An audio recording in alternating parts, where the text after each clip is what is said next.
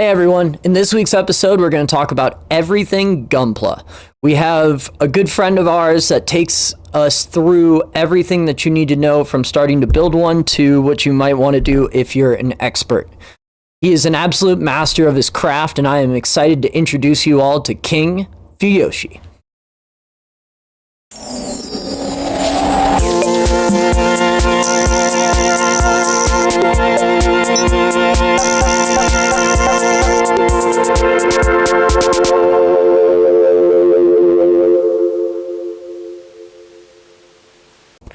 First of all, back in the day, what was Fuyoshi? When did we meet? Probably 5 years ago? Somewhere about there? Probably 5, 6, yeah. Yeah, so our first time meeting, I was working at Hashtag as an intern, and I don't know how you came about, but it was at that college League of Legends tournament, and we got shoutcasting, and I was like, hey man, I don't really know as much of this game, but I can make everything sound awesome. And you're like, I know Dota 2 pretty well, so I know the fundamentals, and we just kind of high-fived and then went at it. yes, very much so. And that was a college tournament, so that was, who came? Mason came, George Mason, Virginia Tech. I want to say it was maybe a UVA team. UVA sounds right, because we were sleeping on Tech the whole time. They had that one Zed player that came out and just absolutely nuked the whole field in that best of 5. I was like, what? And then we had There's a lot of words that I know, but then in the order you just said them, I have no idea what you just said. Okay, it's a special combination. We'll back this up a little bit. So League of Legends is a 5 versus 5 multi-person battle arena game. So basically, every person controls an individual character. The basic objective is to destroy the other person's goal by using your abilities before they destroy yours. Correct, okay. Now, within it, it's a very complex game in that there's a bunch of different things going on at the same time to make that happen. So it feels like a giant war. Now, the game that Fuyoshi had played beforehand was created by the same people that made this game. The fundamentals and principles are all the same. Nothing really changes in that basic aspect of how to win the game. So what he would do is describe everything that was happening for the layman person. Okay. Think of almost your Peyton Manning on a Monday Night Football. Like, his job is to basically tell you, hey, all right, they're running a cover 2, which basically means watch this guy right here. Right. And as opposed to, well, they're doing these 5 things, and they're actually taking this objective, which is really putting pressure on this side of the map, which is causing these guys to move their whole army this way and free focus. And so that's what Fuyoshi's job was mostly. My job was to make things sound cool. Nice. Yes. The descriptors to make it, like you said, layman's, of what that means and not when you don't know the details. I dig it. All right, cool. Carry on. Just wanted to make sure that I could at least be knowledgeable of what's going on here. Yes. If there's any point you need any clarity, please feel free. No worries. Were these tournaments like monthly, yearly? Did they bounce around? So this one in particular was a one-time thing. I think they had just been, they had partnered with somebody recently, or they were just getting the word out, and people were like, hey, we're interested in using your venue for this thing. So I think it was only like the second tournament they hosted. It was really early on in the life cycle. Right. Mm-hmm. And then given the timeline, COVID happened shortly after. So it just kind of put a damper on a lot of things. Yeah, so things weren't run live because of COVID, like, because you're kind of just playing video games. You need to be based up in the same location and things like that. Well, this was before COVID. This was I think right before. This was the year. Yeah. This was I think the fall or the summer-ish before COVID, somewhere around there. Mm-hmm. So it kind of school crashed was in session, began. So it had to have been fall or spring, somewhere around there. But it was beforehand. And in the next tournament, we did Overwatch, and I shoutcasted again, but Fiyoshi was a spectator. Which, yes, thank God. Dude, you did awesome, man. So for anyone who doesn't know what the job of a spectator is in a video game, is you are basically the cameraman inside of the game. And the way that you control your camera is you can control it kind of off and put it wherever angle you want and look at the game from a different angle. Or you can go to a particular player's point of view. I think you were one of the outside angles for that one, right? Or were you a POV one?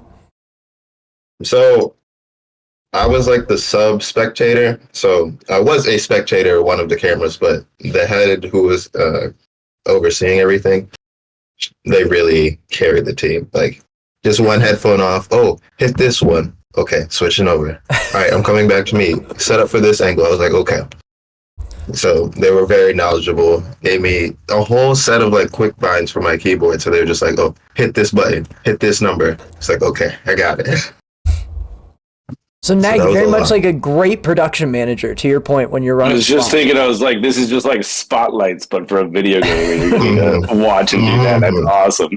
Exactly.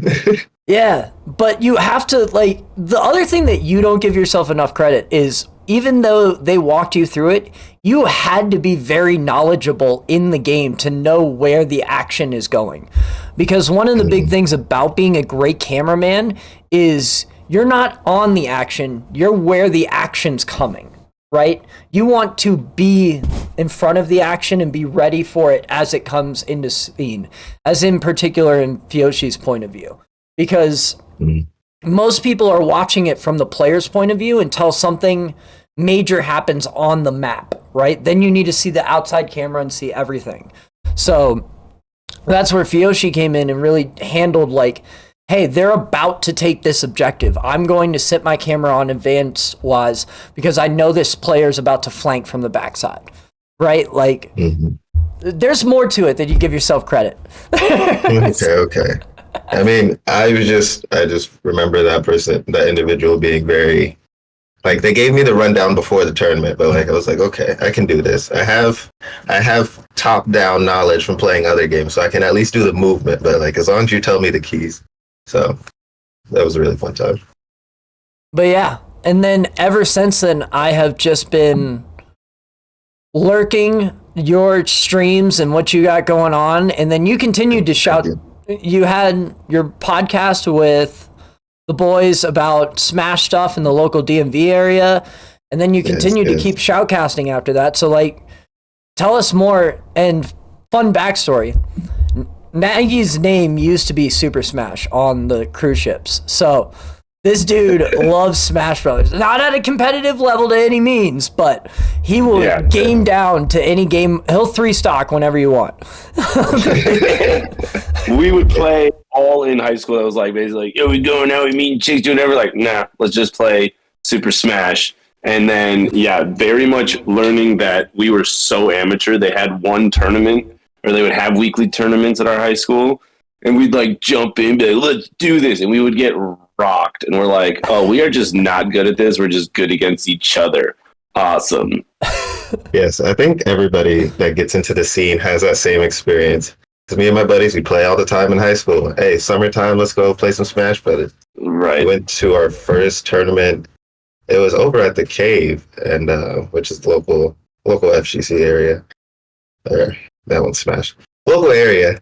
And we got washed. Like, me, 2 other buddies, we all went 0-2. They're like, hey, man, I played up against this dude named Boss. He was like, I don't even know what you're talking about. Apparently, he's a local legend. It's like, his game didn't go well. He was like, no, I got 3 stock back-to-back. I was like, okay. I'm guessing that means you just have 3 stock lives and you just lost them all and you lost the match. Yeah, and they kept all 3 of theirs. Oh, dang. Okay. Yeah, the ultimate disrespect.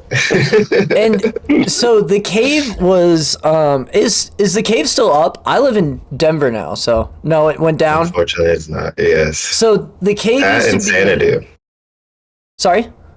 I said that and Xanadu. Both and Xanadu? Damn. Yeah. Xanadu announced this last week, and they're doing their last tournament on, I want to say the 11th or something like that. Maybe not the 11th, maybe they didn't. But Damn, that everybody's blows. leaving. Oh, so these were local like LAN areas, Nagy. They were also like internet cafes, but the cave specifically was across from George Mason. So the thing is, you would get all these kids that didn't have their fancy computers or gaming systems and whatnot with them would come over and play there all the time. Right. Yeah. So it developed like a culture and a life in of itself, and a lot of really good Smash players. I wouldn't say any great ones, but good players you'll find in tournaments came out of that area. But you would just have these Adderalled up fucking 19-year-old kids come in there at 2 a.m. and just start cranking out games and until like 9 in the morning. And then they would go back, and then they would just show up on some random Tuesday because they're skipping class. And then just nuke you. Like you didn't know that people could functionally be that good because you only saw people this good against people that good. Like you couldn't tell how that much better they were from you, and you would walk out just like control group to see like, hey, here's like somebody who thinks he's good, and here's 3 guys that are very good. Watch this match go down. Yeah, there's none of that. No. I always would have wanted to see the like one-on-ones again. There's so much like tactics and moves and all the things that people do. And later on when I started like playing with some of these guys that like, you know, started following e-streamers and stuff like that, you know, where they basically like edge camp, do all those things. It was a whole new world, but I always wanted to see the pros go in with a four-person free-for-all. Like 1v1's one thing, but like imagine 4 people that don't like each other, like there's no teams. I wanted to see that mayhem, like you know, just like when we were playing with our buddies. It's like, oh, Nagy's got the most lives right now. Get him for a while, okay? Like, guys, leave me the fuck alone. Like I'm out. Like, I'm 3 lives down from you because we would usually do like, you know, 8-10 lives like per person because then there would be like political swings, but then at the very end you still want to like win, like almost like Catan where you're like, help me help you and then we'll kill each other. And like I wanted to see that at a pro level. Honestly, I've never desired that in my entire life, and now I know I'm living without seeing something I really need to see now. In Fioshi, here's the crazy part. Not a single one of them played Bayonetta. Yeah, that would be the wild part. That'd be the wild part. Like you're looking at a bunch of Kirby's and King Dedede's just swinging clubs. Yeah, the homies were not playing anything tournament viable, I should say. You're like, man, Bowser's really strong, and then you sit across a Bayonetta and you're like, you know, maybe it's not the same thing. Yeah. So that's how we met. But now let's get into the meat of this, because I have been lurking Fioshi's Gundams for a decent amount of time. You got me really like heavily into your joints when, what was it? I think it was about your aerial build. Before it was done, but it was the higher grade aerial, because you have 2 aerials, right? Yes. Yeah, it was the higher grade one that you did, and I was like, oh, that's good. Yeah. The full mechanics one I found down in South Carolina. It took me weeks to get that thing. So what Gunpla is, and this is something that I've been into for a little bit. Fioshi's absolutely mastered. And don't be humble. Dude, you're great. They are model kits of plastic Gundams, but the biggest thing is you chip them out of the sprues and you build them together. And one of the great parts about them is they are beautifully engineered. The pieces go together so gorgeously into these micro little things that you couldn't even think go together. And you're like, and the way it moves and functions in space and time and how you build it is literally an architecture masterfully put together in of itself. And that's kind of one of the big enjoyments of building these Gundams, is how the mechanics come together. And then watching a master like you who inks them and then decals them, putting the emphasis on the mechanics in the post port, right? Like I build them, I ink them, and that's probably about the extent that I do. I don't do decals. I would punch a small child if I did decals. It would be offensive. So I really just kind of ink them and paint them up the way that I want them to do, and then move on, which is good enough for me and makes me smile. But what Fiyoshi's saying to finding them is they're not all readily available because they were only released in X amount of times. So random hobby stores and areas have X amount left over from 10 years ago, 7 years ago, 6 years ago, whatever. Insert your time frame. Because these have been going on since, I think it was about 97, the first one was released, or early 2000, somewhere around there. Does that sound right, Kiyoshi? I would say maybe a little bit earlier than 97, but 97 also sounds right. I have one that's from that time frame. But I think it was early 90s, mid 90s. Yes. Late 90s, mid 90s. So it's, and then from there, they just created, I'd say, thousands of models. Like there's a 7-Eleven collab, Nagy. Like if you go to Japan, you can get a 7-Eleven Gundam model. Like that's a thing. Like the brand is 7-Eleven? Yes. Or like you're coloring? hearing, you're exactly what you're picturing is exactly what I'm saying. Okay. I mean, I remember seeing them everywhere, and like they were on all the shops and stuff like that. And I remember being like, damn, this would be really cool to do. Do they come, so you guys said you do painting, and then if you're getting the next level, that's the decals, so you're putting stickers in. Are these custom stickers or decals, if I have to keep using your words? So I don't use any of the custom decals. So when you buy certain grades, they come with more. They come with more decals, or they come with more stickers that try to akin it more to the show. So in the shows, they have like specific pin stripings, or they'll have specific words like warning on certain areas of the Gundam. So, and the higher grades and the more recent Gundams that have come out in the past like 5 years, they'll have those kind of stickers where you can just add them to make them look more realistic. Okay. But other than that, like you said, you just kind of like, it's like a gray, like that plastic kind of gunmetal gray, and then you're painting it, doing what you want with it, or making it like the show or something like that. Yes, exactly.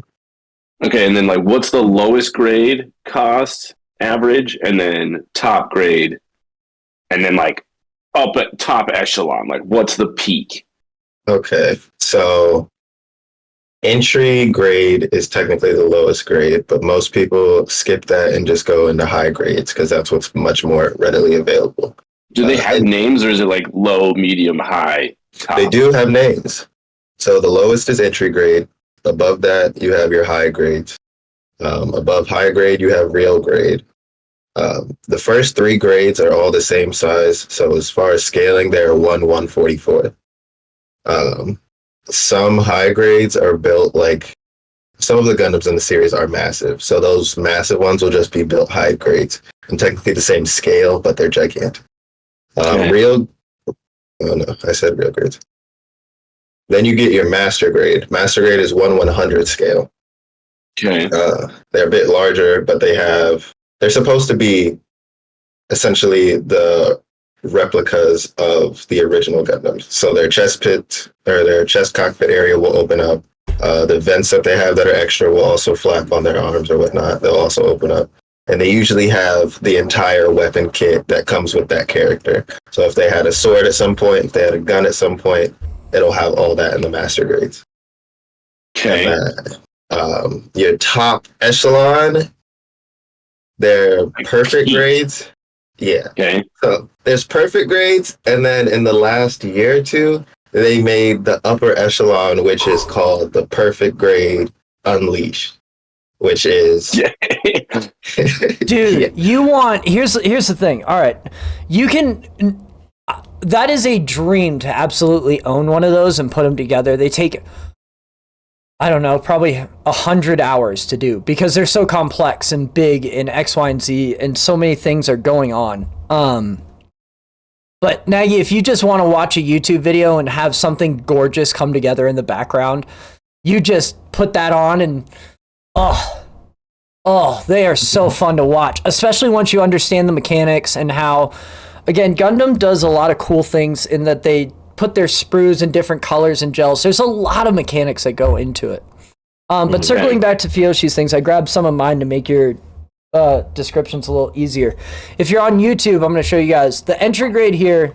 Maggie, as you can see, it's very blocky. It's simple. There's not a lot of colors to it. Then if you move the next grade up into my Zaku frame, shout out Char.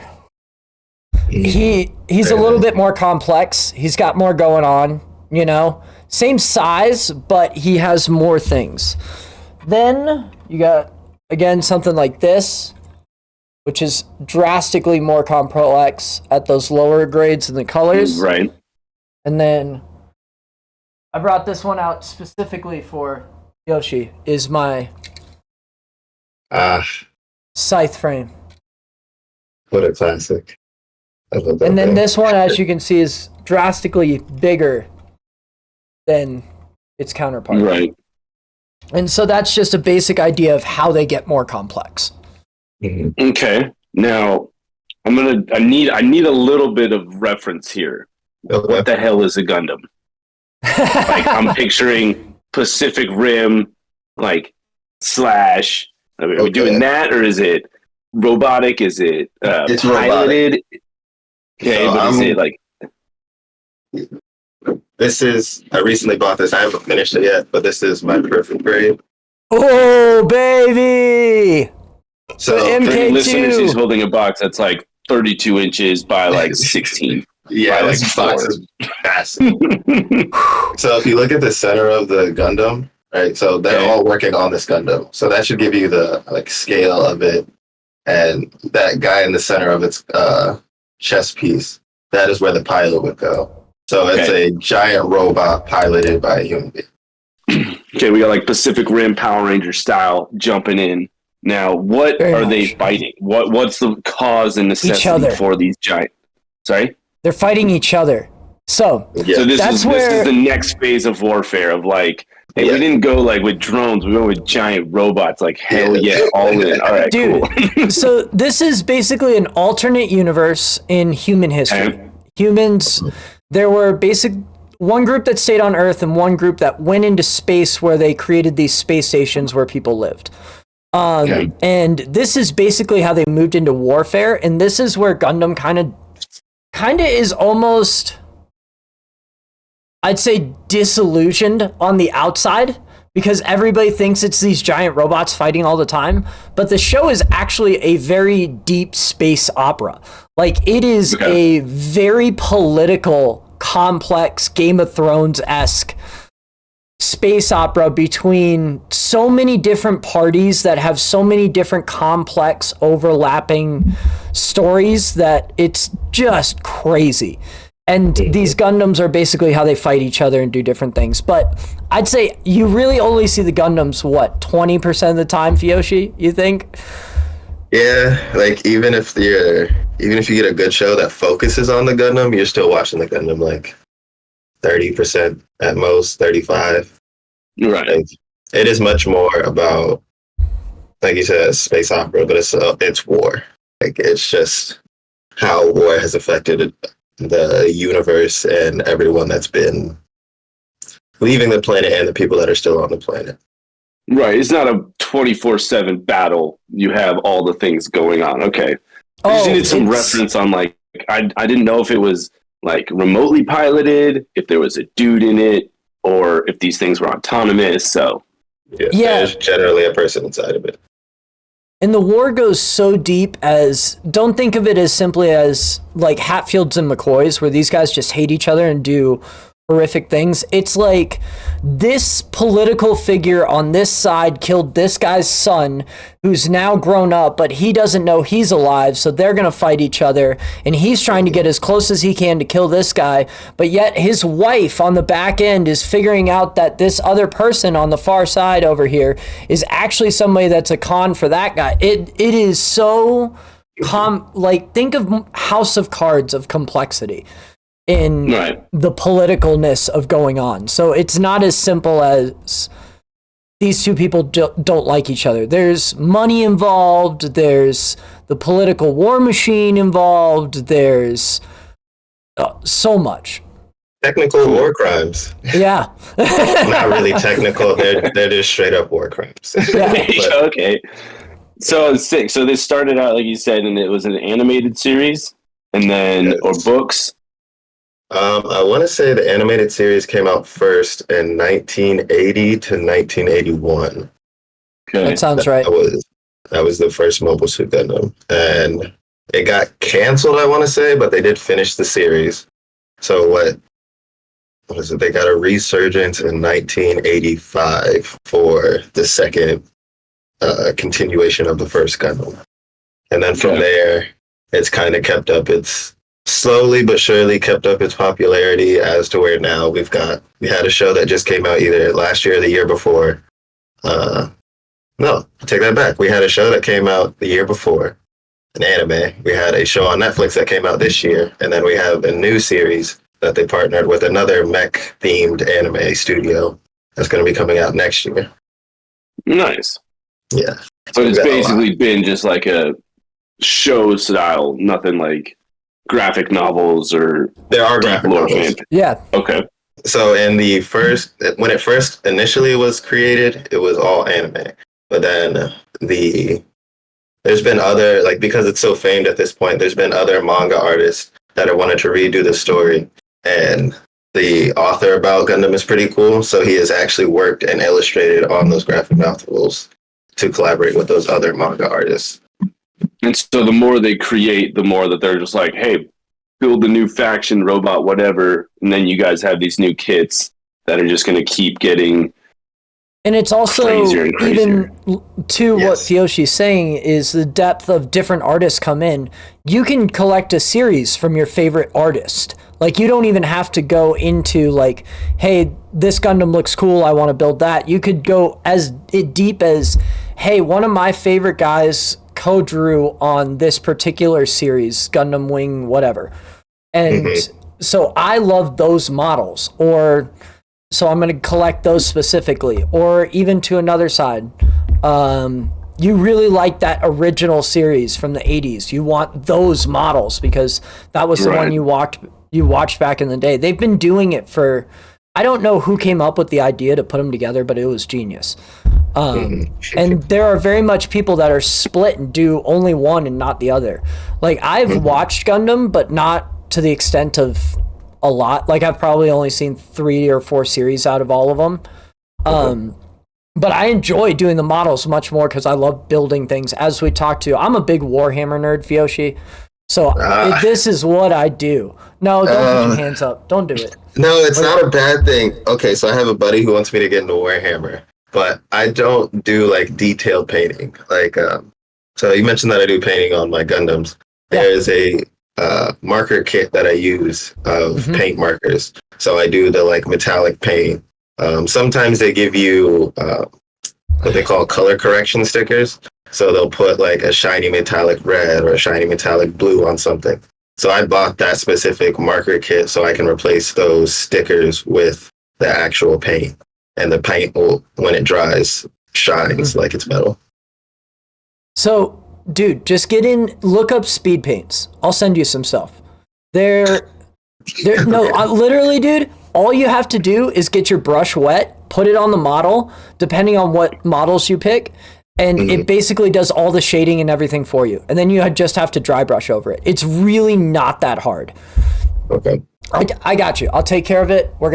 It's a different rabbit hole. We'll bring it back. All right. Okay. We had a whole episode of Chris telling me and everybody about it, and it's definitely fun. But yeah, his passion can be like, I'm surprised I haven't bought a set right now. Like, I should be having 4 by now.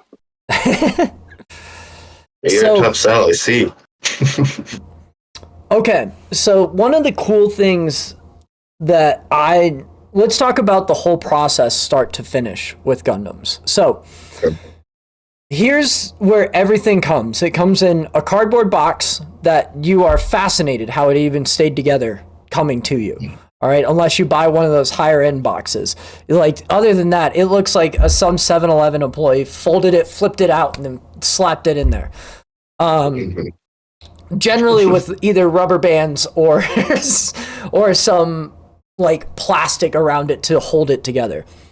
Pull it out, all those plastic screens come out, and then you clip those pieces out depending on the grade of the model. So if you have a very entry grade model, a lot of those you can just punch out with your fingers. You don't really need to do too much. On the higher end models, you're going to clip them out. You're going to use an X-Acto knife to screen them up and then shape them down. So if you look on Fyoshi's screen right there, he's giving... Fyoshi, can you put your hand behind it to give Nagy a reference of size? So this is a perfect grade. So this thing is gigantic. I'm 6 So when that's done, how big will it be? Like tall? So I'm actually glad you said that. So I have the perfect grade arm. Yeah. Okay. And then I have a few high grades. So let me grab this one for you. So again, for reference, because I'm trying to figure out the scale of how big those plastic screens are. So after you're done snipping it out, it's sort of like he's got this 32-inch box, and that's finished. That came out of the box that you were just holding, like a similar button. Yeah. No. So this box would come out of a box that is 1/3 of that box. So the perfect grades are gigantic. This is just a high grade. When you get a high grade, the screens that you're referencing, this box has a bunch of them. A high grade box will come with 3 to at most 7 little like plastic sheets. That is the most a high grade will come with. Yeah. Real grade will come with like maybe, I want to say between like 10 to maybe like 15 runners. Master grades will come with more. They'll be bigger. They'll be thicker. And then perfect grades will come with the most. I've never seen a box that has 3 rows. Okay. But so just for that perfect grade, Fyoshi, you would say probably has 75. Oh, Jesus. Yeah. So the arm, Fyoshi's holding up the arm, and the arm is the same size as his high grade Gundam for the perfect grade. Literally, the arm is the same size. It is bent, but even without it being bent, it's about the same size. Like this arm is gigantic. Damn. Okay. So they get huge. That explains it a lot more. I was imagining how tiny these pieces were or whatever if the box was that big and it comes out to be like 7 inches tall. Like, damn, that's some fine work right there. But yeah, these ones are pretty tiny. The real grades have the smallest stuff. So I would say that is probably the finest works. And over the years, real grade has been what they focused on. But when you get to the perfect grade, the big stuff, like there are screws in that arm. Oh, damn. No other grade do you like screw together. There's springs in this one. It's an old, so it's considered an old perfect grade. So it's from 2001. So this one will have screws and springs in it. But I myself haven't built any other ones, so I don't know what the other kits are like. Like you can even put LED kits in the perfect grade models. To do that to master grades, you have to do you basically have to be a technician and hollow stuff out yourself. Mm-hmm. But the perfect grades do come with enough space to put an entire light system in their body. Damn. Dude, it's wild. So, step 1 is pulling out all those sheets, and we clip them apart with little nippers. And then depending on how deep you want to go into the game, you can either then start X-Actoing knives off the side. So just like little, I'd say electrical clippers. They're small, but get specific ones to this. And then we use an X-Acto knife to shape some things off. And then you will use sanding blocks to sand down the extra sides to make sure they're clean.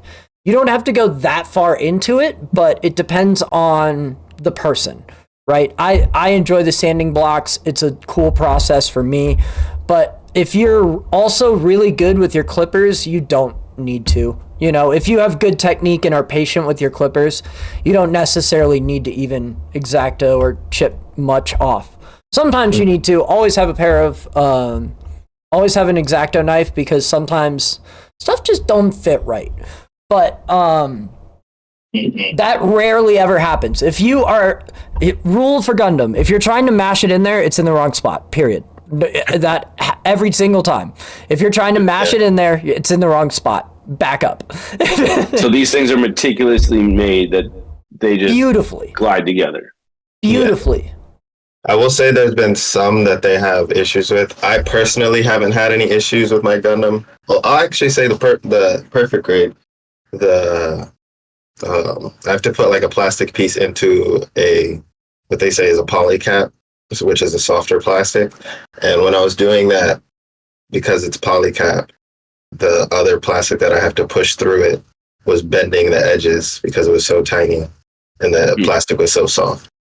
But that is the first ever issue I really ever had with the Gundam, and I've built over 50 at this point. Damn. Yeah, so I feel like it's very rare to find an actual like mishap with it. It's mostly like you mess something up, you put it in the wrong spot. You're not finding any of this shit on Temu. This is high quality stuff. Yeah, for sure. And it's not like IKEA either. You can't accidentally put it on backwards. It ain't gonna happen, right? Like you can't. Right. So, to what Fyoshi's saying is they come in different plastics too, and that's what makes them so mobile. Is some of the joints are actually different types of plastic that make them more mobile and whatnot. So that you can actually, one of the cool things about the Gundams is putting them in your favorite poses all the time afterwards. So we'll talk about that later. Like they're crazy, highly posable and things like that. Yeah. We'll talk about that later. That's the point. Yeah. I know we're going to go. We're going to get there, guys. I know we're going to get there. And then, so you're going to put it together. And the steps that you generally put it together are you put the frame, and then you put the outer shell on, and then you do accessories like swords and different things like that. Also, what Fyoshi will add into the grades is they are increased in time length to do because of the complexity. So when you have less sheets, you have less things to do. Even though they're smaller, you still have less parts. So for example, if you see this entry grade Gundam that I use to just paint different things and try different painting techniques on, it doesn't have a lot going on. Like that's 2 pieces, that's like 3 pieces, that. But when you move into one more like this, if you can see just in that leg boot right there, that's about 23 different components. Just to make it be able to move around and do different things. So it comes with the complexity as well in how that they build and also how that they move. One of the things that you asked me was, were they fragile? And that's why I said kinda, because the nicer ones, when you put them together, ain't nothing happening. But those entry grades, if you like fart in the wrong direction, they'll fall apart. Yeah, so to add on that, like one of the YouTubers that I watch, he said that his high grades have started to fall apart. He did say that was after like 5 years. That was after a move and whatnot. So like entry grade and high grade, those are meant for, they're also the more inexpensive ones. So you can get an entry grade for like $10. Yeah. High grades range from like $20 to, I would say your regular high grades range between $20 and $40. The specialty high grades can get in the hundreds, but literally, they're not hundreds, 100, and they don't really go more than that. Real grades, they average between that like 40 to like the most expensive ones, I would say like $60 range, maybe 65. But the real grades kind of stay in that price range. But just to say, like, the grades do matter of what will move. Entry grade and high grade, like, their foot is one solid foot. Like, but a real grade, when you roll their foot forward, it has one plate that is the toe, and it has another plate that would be the front sole of your foot, and it has a different plate to replicate the back of your foot or your heel. So there's a lot more movement in those. Okay. Yeah, and also, but here's one cool thing that Bandai does incredibly well. You get the same plastic in all the models. When you get in these elite and the perfect grades that Fyoshi's working with, those are different plastics, but everything, I'd say pretty much from entry grade to master grade is all the same plastic, right? It's just how complex and how much of it you're going to need. So the coolest thing is you're getting the same experience, just a different amount of time with it. That's what I love about Gundam is, hey, like this entry grade I have that I use for my paints, it's the same plastic. That's why I love building an entry grade and just using a new marker on it or using a new ink on it and just be like, how does this work on X plastic? Right? Like, just how does it move? How does it absorb? How does it dry? And that's one of the cool things that they do really, really well is you're getting the same experience, just a different amount of time. So layer 1 is building. Then once you get done building, you have a couple different steps that you can do next. You can either start inking them, which is basically taking a marker or taking a pen of some sort and highlighting different areas. A lot of people do that just because the plastic's shaped in one way, so you can add a shadow here that makes it look cool. And you can go as in-depth with that as you want to people doing cel-shaded Gundams on YouTube. It's wild. So that is a whole rabbit hole in of itself. You can also just put the given stickers on the Gundam, the decals like Fuyoshi does, and make it look like it does in the show, or on the box, or however you want it to be. And then from there, people will put a few different models or designs on them, however you want it to be. Like if it's a particular show that you like where, say, Char's Zaku frame is underwater, done. That's how you want your thing done up. Then you have another route of two different people of dioramas and people that just kind of put them up in different poses. I love just putting them in different poses and running up and playing around and going and doing cool stuff with them. But there are also people that do very complex dioramas of the show that make it look huge. There's also a Warhammer game that has just recently come out with Gundams that you can pull up. I'll look up while we're talking what it's called. But it's the same. It has similar rules to Warhammer, but you can use any of your Gundams to play with it. And so that's something I've been looking at getting into too. Now, is it like popular to buy a completed set if you want a specific one, or is part of the whole like hobby being like, no, mainly everyone's like, oh, I want this, I'm taking the time to create and find and build my own? So there's a little bit of both. There are collectors who you can buy the action figures or the figures of them where they're all built. Those generally cost, in comparison, in my opinion, they cost significantly more.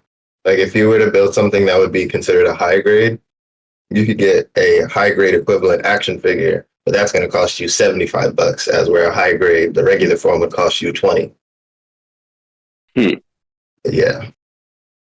And there's varying levels of that because there are also Gundam artists out there, like we said, a cel-shaded painted one. People buy those for thousands of dollars because it's your favorite street artist painting a Gundam, doing it his way that he's doing once. Or maybe does a limited run of them. Or this particular Gundam builder, there are a lot of different famous builders across YouTube, built this set, and so now he's selling. There's a bunch of different rabbit holes inside of that. But normally, but one of the big things. Go ahead, Fuyoshi. I was going to say, normally, if you buy something from a seller, it is much more costly. Like we said earlier, the longer the time. So they're also considering the amount of time they're putting into it. Right. And the cel shading type of stuff, that takes a lot more of a steady hand, a lot more time to paint, because it's multiple. Even if it's just white, it's multiple different shades of white to make that. Like they charge you for all of that. So it's significantly cheaper to just buy it and build it yourself. Yeah. Unless you want one of these high-end artists, which is a different thing, right? Right. But also the beauty of it is building it itself. Like we were talking about the mechanics. One of the fascinating things is when you put together a high grade for the first time and you're like, holy shit, how much does this arm actually move? And you can get it through the full range of motion and move it around and put it in any position. And you can basically get it anywhere you want, set up in any angle. And the beauty of how somebody can do this with plastic is mind-boggling. And the fact that it costs $20 is mind-boggling. Like, that's the part that I think is lost in a lot of things. Is this is your Connects, Lego Mega Blocks on steroids, right? It's just juice to the gills and then Adderalled up. And so there's a beauty in the patience that it comes with putting this together and just kind of watching the whole thing and being able to, when you have it afterwards, be like, oh, this is how this joint moves, and watch this. When you kick this leg out, this panel actually kicks out to do that thing, X, Y, and Z. And there's a lot of intricate items that come with knowing that and building it and putting it together. And it's just also a fun, peaceful thing to do with your hands. I'd say it's very meditative. Yoshi, would you put it in that realm?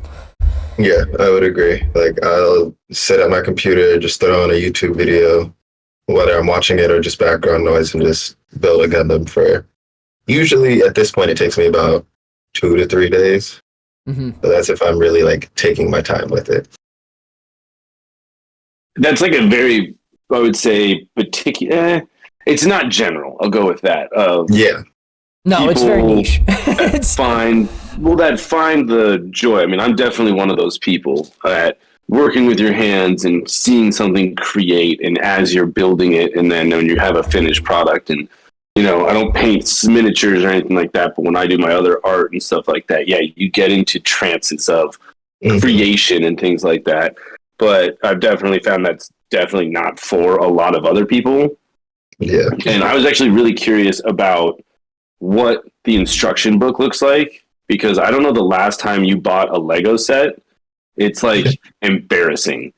Like I got my wife like one of the Up House from, like, it's a Lego Up House, so it's like the house and the balloons, everything like that. Dude, this thing was like 150 pages. And I was like, are you fucking kidding me? Like, this is so idiot proof that like each page is like, take this block and put it on. Good job, turn the page. I was like, I remember when these were like, here's a page and it's like 50 different things, and you'd go to the next page and you'd get like 3/4 of the way done, you'd find a block just like, fuck, and you like have to flip back through all the like, not even all the pages, they were like little packets of like, you know, a huge speedboat was like 30 pages. Now this Up House, like I said, it's embarrassing, dude. It's like, it was literally this thick. I was like, so what's like the instruction booklet like for these? So this is an instruction booklet for a rare grade. I'm looking at 15 pages, but you have to remember each page has like a couple different, it's all pictures and a few steps in it. Yeah. I actually have that Gundam set up right there. I was about to say, Fyoshi, this is what we're going to talk about here. No, Nagy, you need to get back on screen. We need to have this conversation. No, I'm right here. I'm listening. This was the Gundam that was put into Nagy's hands that he absolutely handed back. And it is a beautiful piece. And yours looks absolutely stunning. And I want you to tell us about yours and how Nagy can get his close to it. So I'll definitely say I saved that for later in my Gunpla career. Fair enough. I saw it multiple times. I think it's $45. Those wings definitely just looked intimidating to me. And I will say, once I actually bought it and built it, the wings were probably the easiest part of that entire Gundam. And like, they snap together beautifully, they articulate well, like they really are nice, but I was just so afraid of those wings. So for the people at home, we're talking about the Wing Gundam Zero EW model. Yes. It's got these giant, beautiful wings on it. They're stunning because they can kick out and get absolutely huge. And this Gundam just looks like an angel from heaven. And it is, the lines on it too, and the colors. That's the other thing that comes with these Gundams is they're beautifully put together in colors and art patterns. It's very much a work of art at the end of it. So yeah, Nagy, we were talking about your Wing Gundam that you gave back. How are we going to get one into your hands now? And what other questions do you have? This is where Chris doesn't make the connection. Okay.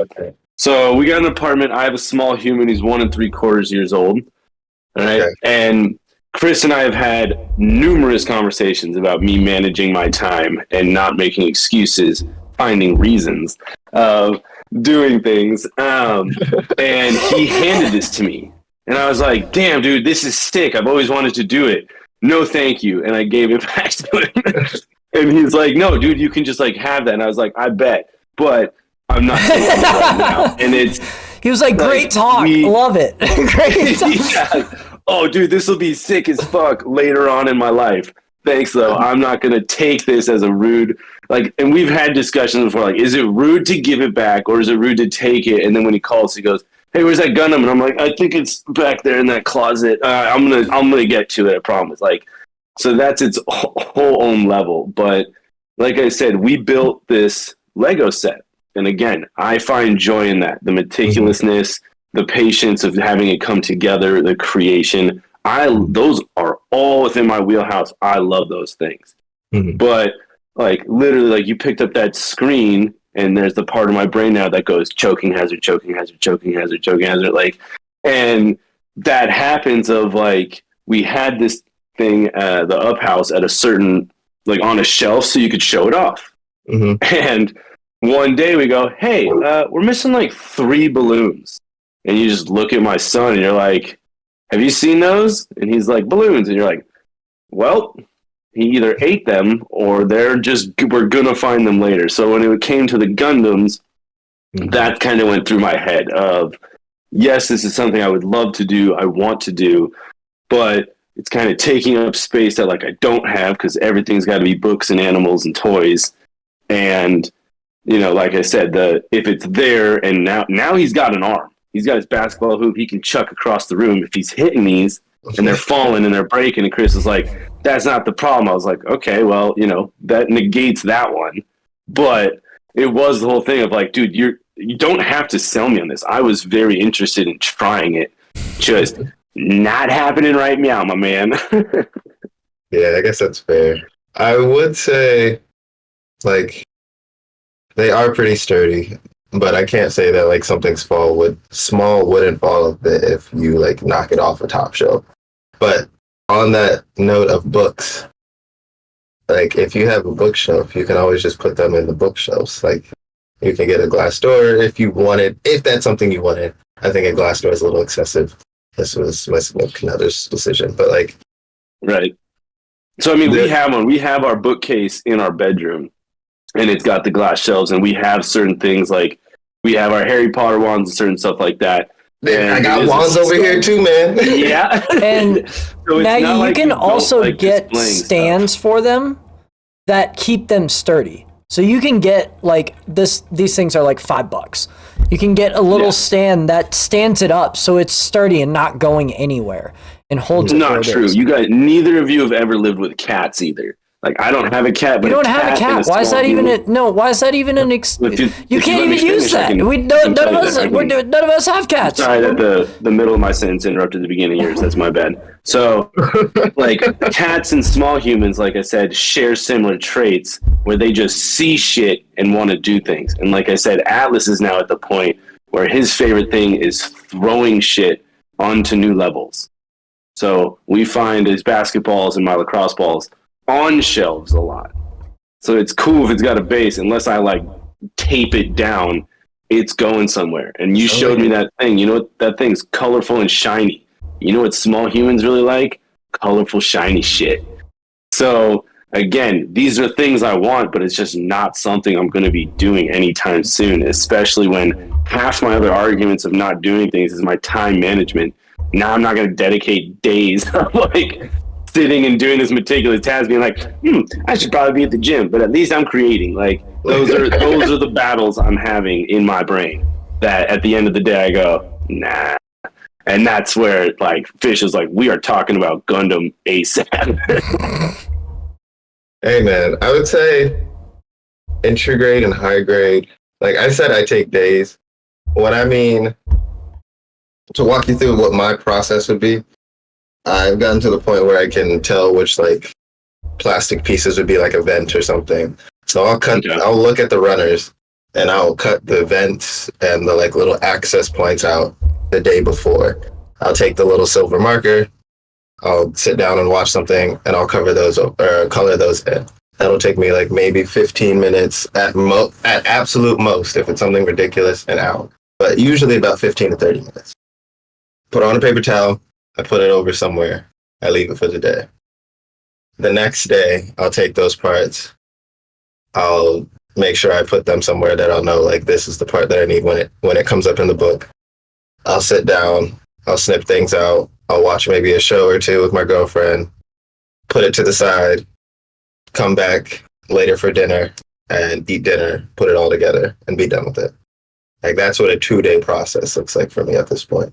But, like, in reality, high grades especially, you can get done on the lower end of 2 hours to the upper end of, like, I would say 4 to 6 at most. Entry grade, your first time, an hour and a half. After that, 45 minutes, tops. So when we say days, we mean of hobby days. Of hobby time. Don't make it sound like we're just like taking our weekends to build these things. No, of course. But it's like I'm also like I don't want to just throw something together, like, bam, did that, boom, 30 minutes, sick. Like when it comes to hobby, like, and this is like, again, I find that zen and that tranquility in the meticulous thing. I'm not trying to be there like, oh, I need to build it as fast as possible before Alice eats something. Like, no, like I want to take my time and enjoy it.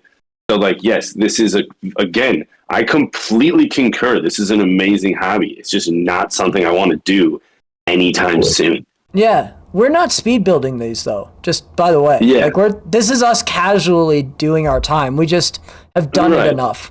Of course. So the other thing that I caught you with is you said that you leave it out somewhere so you can get back to it. Yeah. It does not exist in my world. Nothing is left out. If it is left out, it is open game. Unless I literally hide it in my closet on the top shelf, and then I usually knock it down trying to get to it. So it's like, that's one of the other hobbies of like, I sat down to do some painting, and I like put the paint things, came back in a little later, forgot about it, left the door open. Guess what's everywhere now? So it's like those type of things where it's like, I want to take my time and do these things. Like, nah, unless I get like a steel bot. Yeah, like again, pretend like it's a cat. You're playing you're playing hide and seek from this cat. That's the second you move something, he's going to go try and find it when he hasn't looked for it for weeks. It's the most insane thing. Like, he doesn't play with his toy anymore. You throw it away like, where's Elephant? And you're like, are you fucking kidding me? Like, bro. So again, I love it. I want to get into it. The Netflix show was actually the other thing that sparked up the ideas. I was like, oh yeah, I'd forgotten about these things. Mm-hmm. So it was like to get back into that world. And just like with Warhammer, Fish and I completely agree. The meticulousness of the painting and the creating and stuff like that seem like they are very much the same vein. Mm-hmm. Yeah. Which almost surprised me that you haven't gotten into the Warhammer. No, because you have to glue the stuff together. I haven't glued anything, and I haven't, outside of those markers, I haven't physically painted anything. And even when it comes to the filing and whatnot, unless it's like a master grade that I really want to look like perfect, or in this case, a perfect grade that I really want to look like amazing, I'll just cut them close enough with my... So you're way more inclined for the mechanical aspect rather than... Yeah. So for my job, I fix gym equipment. So... Oh, fair enough. Yeah. So fixing stuff or like assembling stuff is really up my alley. So like you said, it like as you build the different kinds, you see the mechanics in how they're built. Like over years, they'll add something or update it, and that's when you get to see like, oh, well, for to make them knee move before, it's just two plastic pieces and the upper thigh and the knee joint are snapped together. Now there's a outer section of the thigh. You have three inner pieces that you lock into the thigh, and when it closes together, when you slide the knee joint, the thigh will start to come apart to expose like more leg rather than it just being locked in one specific spot. So I find a lot of fun between the high grades and the real grades because they're the same size, but they're definitely not built the same. Not all Gundams are created equal. That's true. And then, so what is your post process then? Everything's done. What are you doing 9 times out of 10? Putting it up on the shelf?